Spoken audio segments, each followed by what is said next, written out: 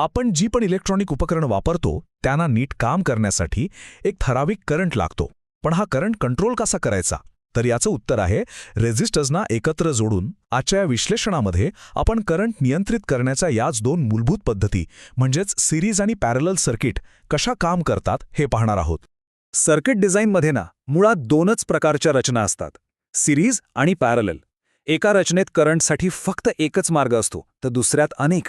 वीज प्रवाह कसा विभागला जातो हे समजून घेणं खूप महत्त्वाचं आहे. चला तर मग या दोन पद्धतींमधील फरक पाहूया. चला तर मग सुरुवात करूया सिरीज सर्किटपासून.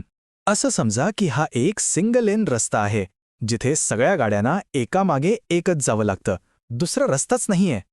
हे बघा, सिरीज सर्किटमध्ये काय होतं, सगळे घटक एका रांगेत एकामागे एक जोडलेले असतात. त्यामुळे विजेच्या प्रवाहासाठी म्हणजे करंटसाठी फक्त आणि फक्त एकच मार्ग उरतो, त्याला दुसरा कुठलाच पर्याय नसतो.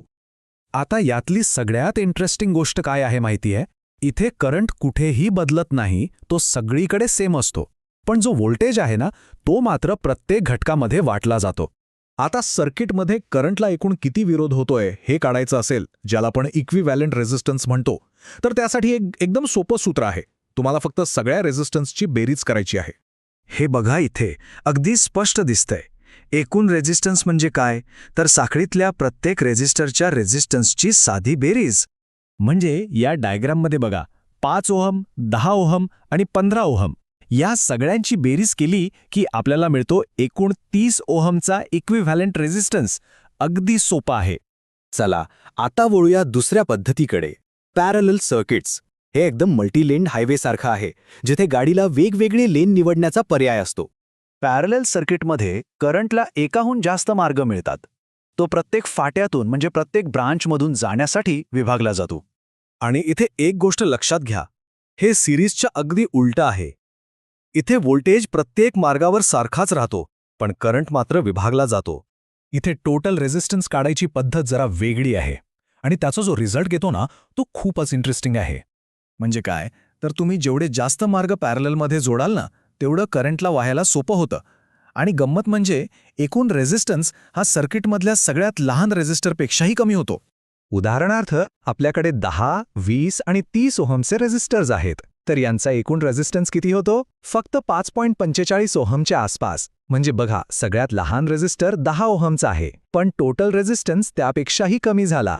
ओके, तर आत्तापर्यंत आपण जे काही पाहिलं ते समोरासमोर ठेवून बघूया, म्हणजे सिरीज आणि पॅरललमधला फरक एकदम स्पष्ट होईल. हा तक्ता बघा, सगळं काही यात स्पष्ट होतंय. करंटचा मार्ग सिरीजमध्ये एकच, पॅरललमध्ये अनेक. काय स्थिर राहतं? तर सिरीजमध्ये करंट आणि पॅरललमध्ये व्होल्टेज.